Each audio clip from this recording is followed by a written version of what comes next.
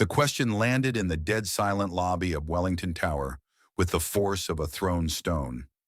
Would you like to dance with me, young lady? It was all wrong. The voice was too gentle for a place built on sharp edges and cold transactions. The words were a language no one spoke here in this glass and steel canyon, rising 63 floors above Midtown Manhattan. Marcus Hayes knelt on the polished marble floor at 11:45 on a Thursday night, his gray janitor's uniform faded at the knees, his face kind but tired, etched with lines that had nothing to do with age and everything to do with grief. He wasn't looking at the wheelchair. He was looking at her. Sophie Wellington, 7 years old, said nothing. A year of silence had built a fortress around her. Her fingers picking at a loose thread on the purple blanket covering her lap went still. Outside, thunder rumbled. Sophie flinched, shoulders hunching. Marcus smiled, small knowing. He didn't need an answer. He stood and walked to his janitorial cart. He took the broom and held it like a partner. Left hand on the handle, right hand on the bristles. He began to hum the Blue Danube. Then he started to dance. Not cleaning, dancing. He waltzed with the broom-worn boots gliding over marble. 1, 2, 3, 1, 2, 3. He swept through an imaginary ballroom, eyes closed, a phantom smile on his weathered face. He was somewhere else entirely. Another time, another partner. Sophie watched, breath caught. The storm faded. The intimidating lobby shrank. There was only the quiet man and his impossibly beautiful dance. For the first time in 14 months, she wasn't thinking about the accident, the wheelchair, her father who walked away. She was watching a secret meant only for her. Marcus spun to a graceful stop, bowed to his wooden partner, leaned the broom against a pillar, and walked back to Sophie. He gestured to the open floor. Your turn. He moved behind her wheelchair. Sophie tensed, expecting the rough, efficient shove from nurses. But his touch was different. Light, confident, the touch of a dancer. No need to stand to dance, he whispered. Just feel the music. He pushed off, and Sophie flew. Not a straight line, long, sweeping curves turning and spinning with gentle momentum. He was leading her in a waltz, hair lifting from her shoulders, air rushing past her cheeks. A sound erupted from her chest, rusty, unfamiliar. Laughter, pure, bubbling, unstoppable. It bounced off marble walls, filling the space with life it had never known. The laughter was still echoing when the voice cut like a razor blade. What in God's name do you think you're doing? The dance stopped. The laughter died. Victoria Wellington stood by the main entrance rain, slicking her black trench coat knuckles white on her leather briefcase. Her face, usually a mask of control, twisted with fury, so cold it burned. Her eyes darted from the janitor's uniform to her daughter's face, alight with joy she hadn't seen since before the world broke. The sight was a personal insult, a spotlight on her year of failure. Mom, Sophie whispered, light already fading. We were dancing. Quiet, Sophie, Victoria commanded, voice dangerously low. She marched toward them, Louboutin heels clicking angry rhythm. She pointed a trembling finger at Marcus. You step away from my daughter. Now! Marcus slowly removed his hands from the chair and stepped back, expression calm. My apologies, ma'am. I know exactly what you were trying to do. You were trying to get yourself fired. And you have succeeded. You have 5 minutes to leave this building. He made me laugh, Mom. Sophie's voice was tiny, desperate. Victoria flinched as if struck. She looked at her daughter, flushed cheeks, bright, pleading eyes. It was true. He'd broken the spell, reached a part of Sophie that a fortune in medical bills and world-class specialists had declared unreachable. The realization didn't soften her. It enraged her. Loss of control. And Victoria Wellington did not lose control. She took a deep breath. CEO wrestling furious mother back into its cage. Forget your things. Just get out. She turned her back, dismissing him like faulty equipment. Marcus didn't move. Before I go, he said quietly, voice carrying, you should know your daughter isn't broken.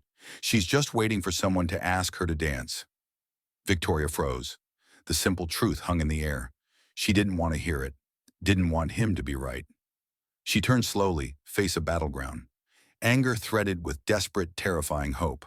She looked at this quiet janitor who saw things she couldn't, did things she couldn't. My office, tomorrow morning, 9 o'clock. Don't be late. Without another glance, she took control of the wheelchair and propelled Sophie toward the elevators. Marcus stood alone. The weight of that summons settled on his shoulders like a shroud. He'd either just saved his job or made the biggest mistake of his life. That night, Marcus couldn't sleep. He stared at the photograph on his nightstand, Sarah and Emma at Carnegie Hall holding his Tony Award. "What am I doing?" he whispered. But he remembered Sarah's last words, "Don't let the fire take your gift." At 7, he put on his uniform and headed to the 80th floor. The elevator to the 80th floor felt like a journey to another planet. When the doors opened, a severe woman behind a white desk gestured toward massive frosted glass doors without asking his name. Marcus walked across plush carpet, feeling the weight of this world designed to make men like him feel like insects. He thought of Sarah and Emma of laughter in their tiny apartment. He straightened his back. The office was cold. White chrome, a window overlooking Central Park. Victoria stood with her back to him for a full minute. Marcus waited. Grief had taught him patience. "I spent last night learning about you, Mr. Hayes." She turned tablet in hand. Marcus Hayes. A name in the papers for choreography awards, not mopping floors. "You and your wife, Sarah, a golden couple of the dance world." She paused, eyes narrowing. Then a fire. 6 years ago, your home, your wife, your daughter, Emma. She said their names like weapons. Marcus's jaw clenched. He said nothing. "You walked away from it all, fell off the earth, and landed in my basement with a mop." She stepped closer. Why penance, redemption? The words were designed to hurt, to peel back his skin. "I saw a child who looked lonely," he said quietly, voice unshakable.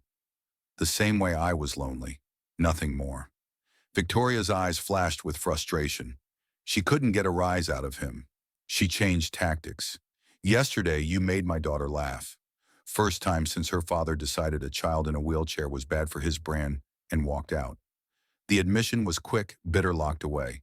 Her doctors have given up. They say her spirit is broken." She walked to her desk, opened a drawer, pulled out a checkbook. "I'll pay you $20,000 a week, over $1 million a year. Youth wellness consultant. Your only duty is Sophie." She wrote the check, slid it across polished wood. "Your first week's salary." Marcus looked at the zeros, saw escape.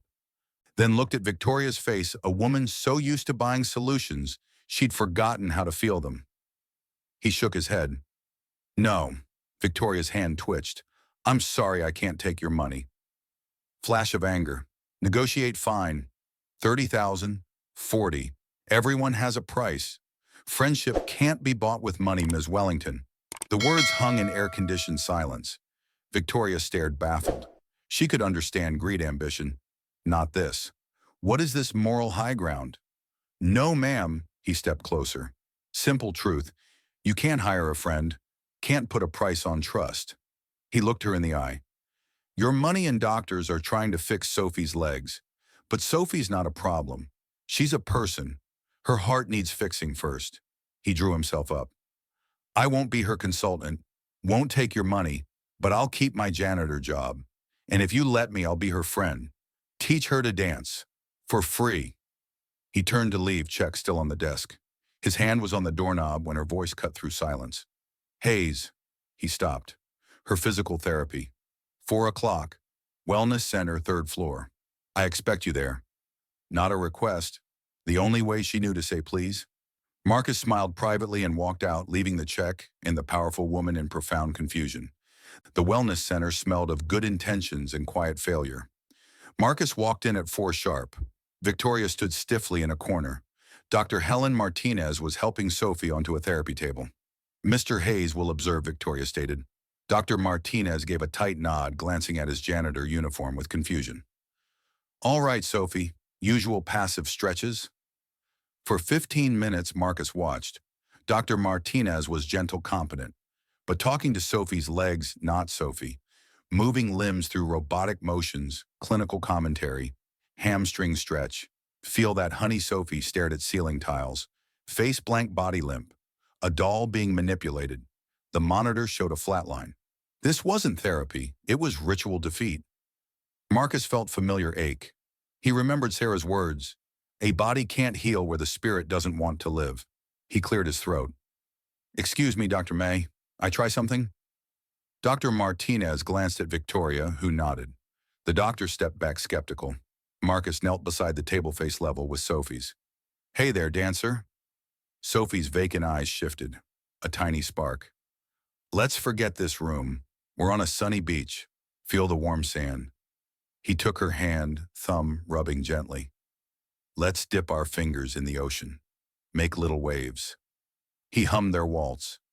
Slowly, Sophie's hand moved with his fingers, making small arcs in the air. That's it. He looked at Dr. Martinez. What exercise were you doing passive arm extensions for shoulder mobility? Okay, Sophie, let's be eagles soaring over a canyon. Stretch your wings, feel the wind, show me how you fly. Sophie's eyes locked on his slowly extended her arms. Dr. Martinez's skepticism softened. She stepped closer. What's next? Gluteal activation. The signals aren't getting through. Sophie, imagine you're a great queen on a golden throne. Queens sit tall and proud.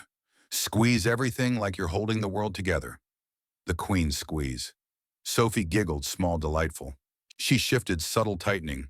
On the monitor, the flat line trembled. Almost nothing, but not nothing. Dr. Martinez's eyes widened. Now came the dreaded part.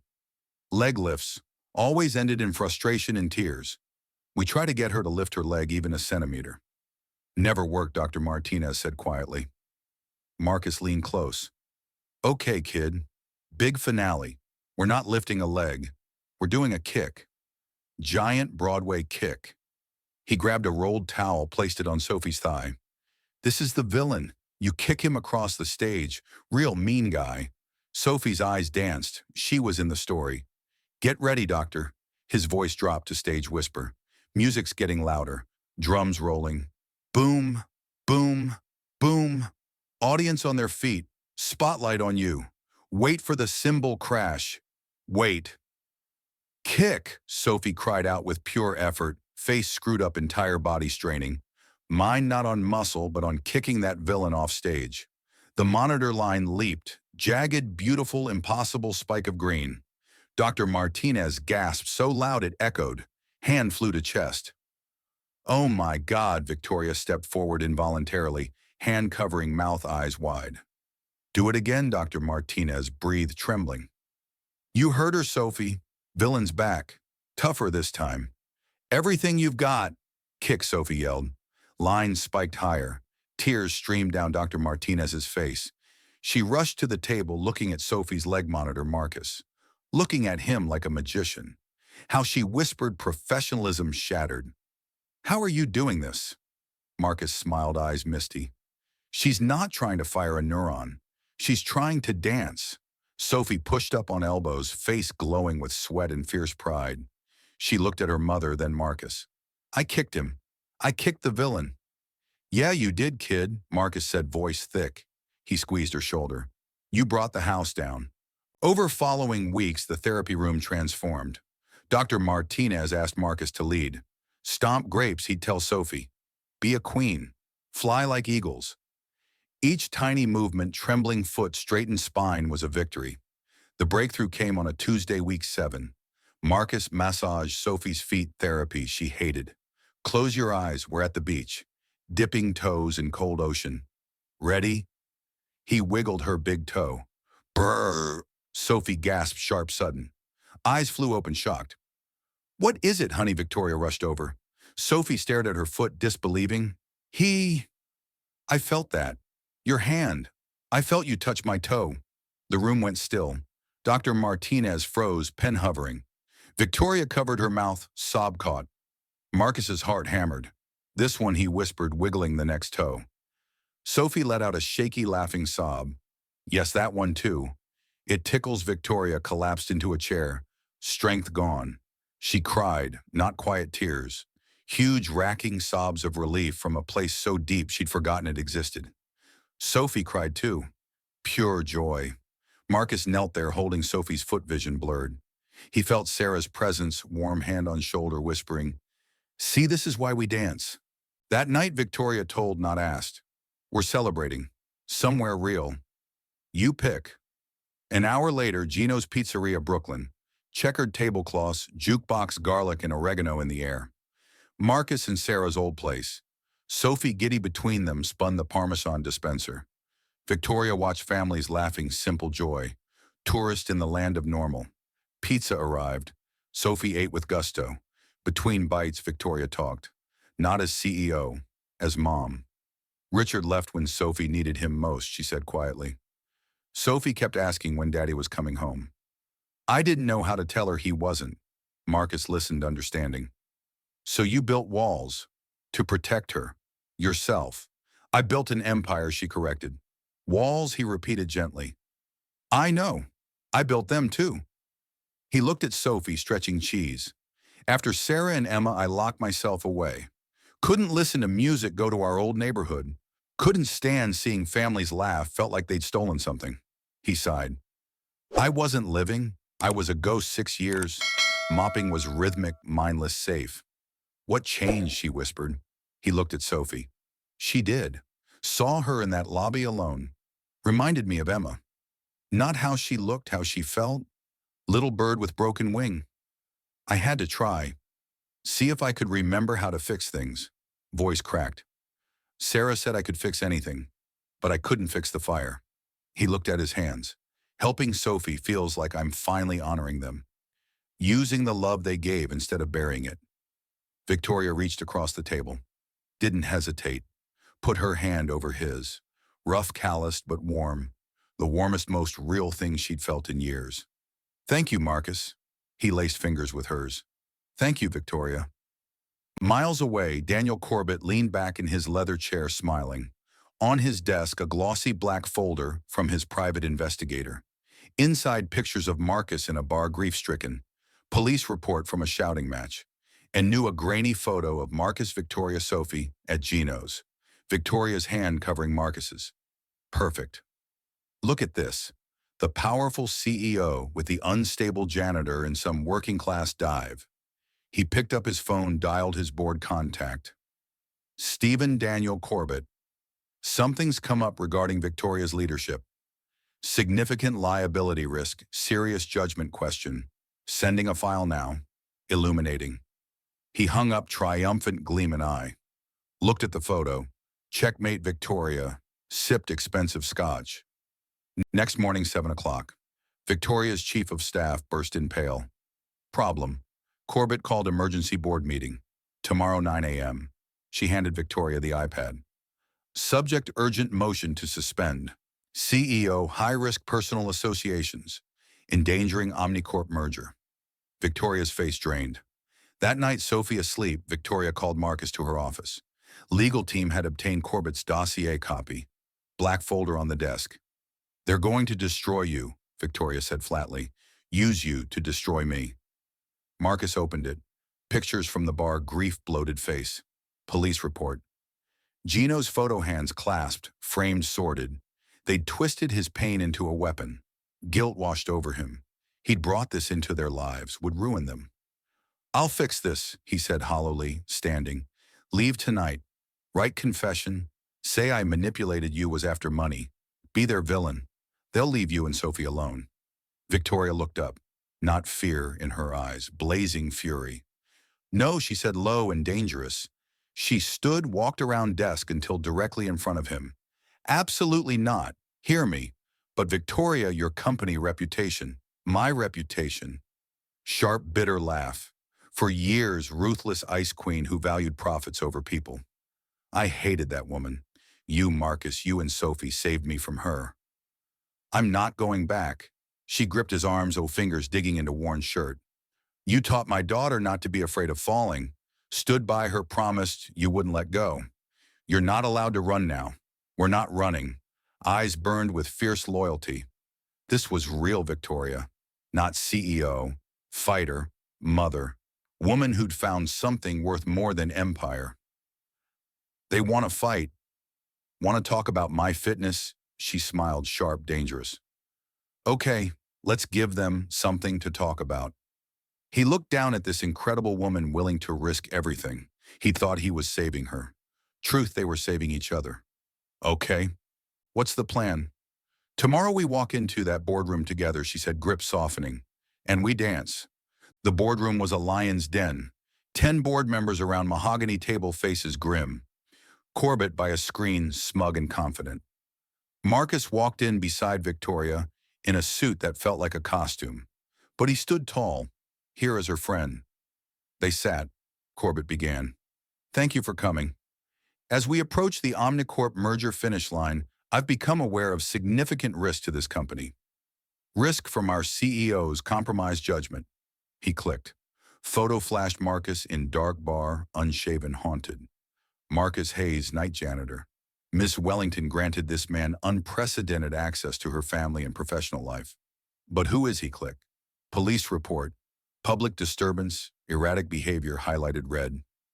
Click. Gino's photo, hands clasped, zoomed, grainy, implying sordid secret.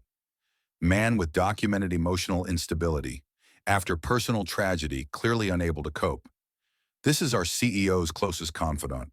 She's been derelict, missing key meetings. Made him center of her world at company expense. He looked around, poison sinking in.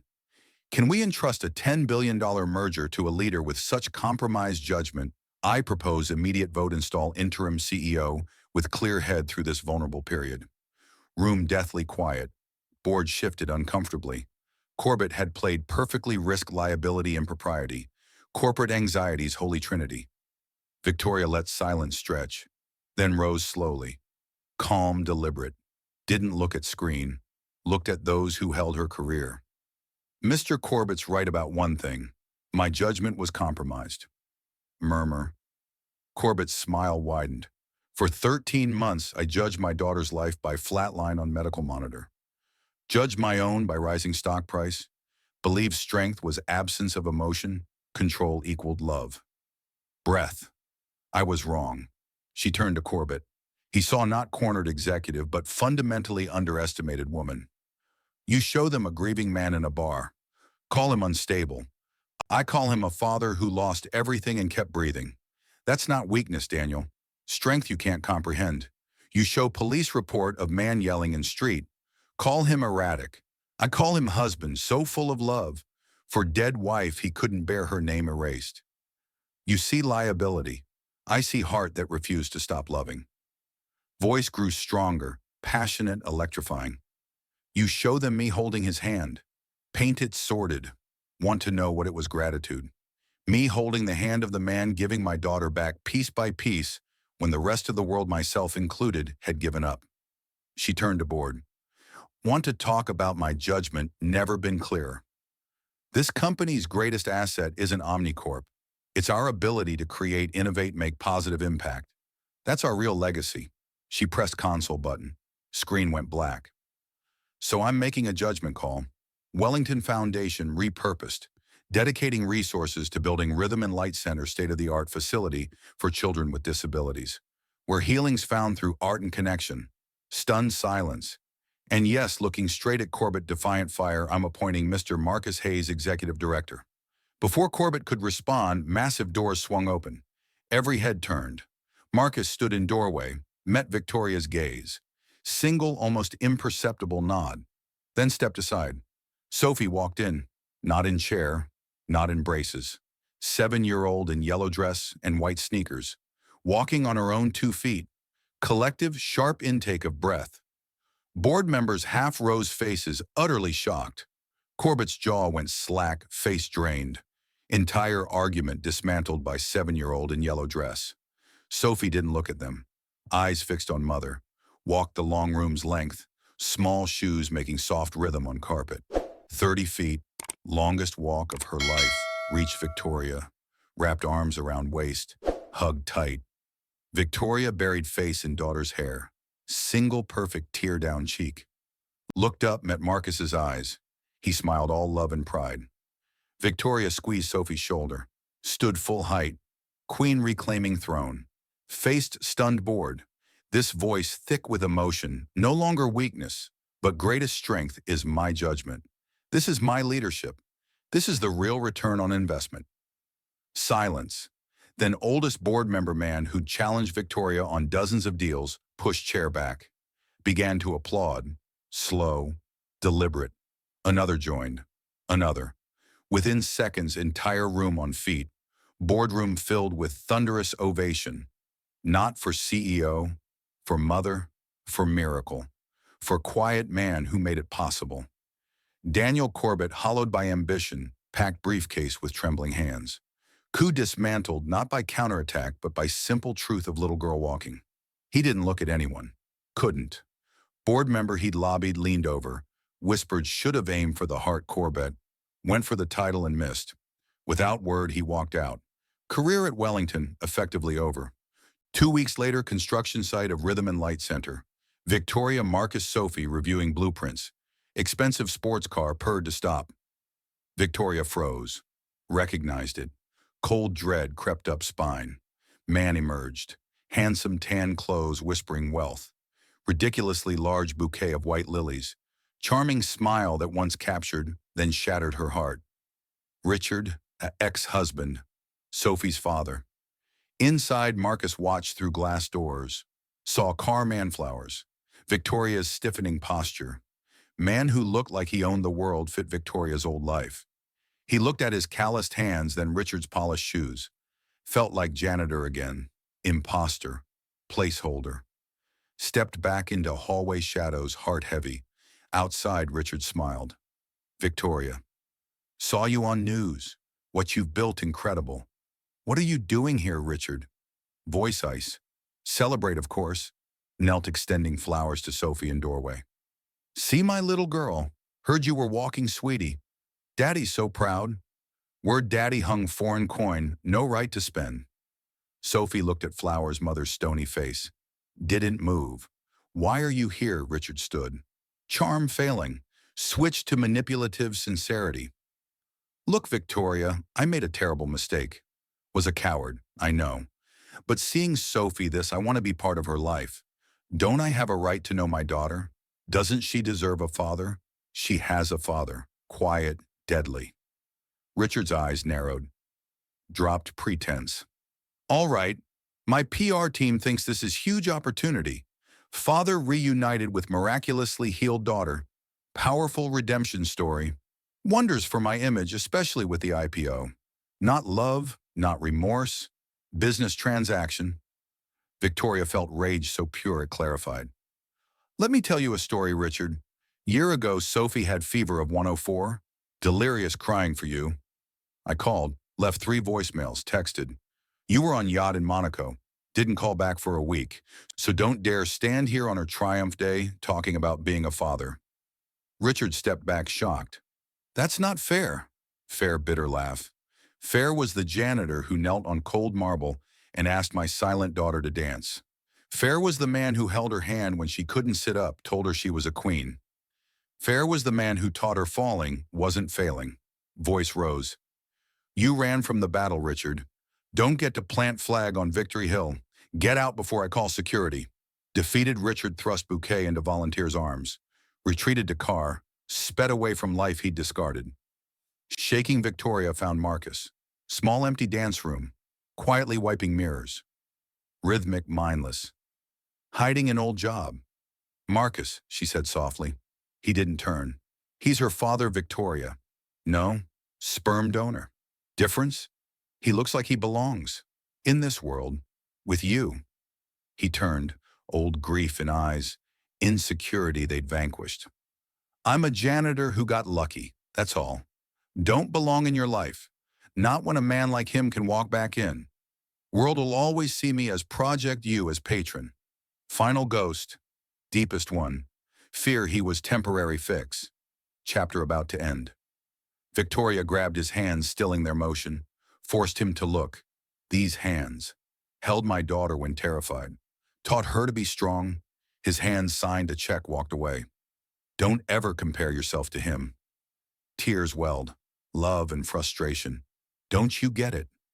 You didn't just teach her to walk, Marcus. Taught me to live again. To feel. I was a ghost in power suit. You reminded me I had a heart. Shaky breath. You're not a project. You're the foundation. You're the reason we're whole. Looked him in eye. Walls gone. Heart laid bare. I love you, Marcus. Not because you fixed my daughter. Because you healed me. He stared. Words washing over him. Dousing last fears. Door creaked. Sophie stood there holding single white lily from Richard's bouquet. Walked to Marcus, face serious. Richard brought flowers, voice clear. You brought my legs back. Held out lily. I choose you. Marcus took flower, hand trembling. Looked at Sophie, incredible brave girl. Looked at Victoria, fierce woman offering future he thought lost. Pulled them both into hug, buried face in their hair. Broken man made whole. I love you too, Victoria, he whispered. I love you both so much. Grand opening next day triumph. Victoria's speech, infused with deeper understanding of family, moved audience to tears. Dr. Martinez, front row, beside first enrolled families, wiped eyes and smiled. Music started. 3 of them took center floor. Dance more than performance. Declaration. Marcus lifted her hand, memory of Janitor first asking lonely girl to dance. Victoria spun under his arm, not CEO woman, surrendering to joy. Sophie moved between them, steps, not just walking but soaring. Bridge of pure light connecting their worlds. Story of 3 who found each other in dark, danced into light.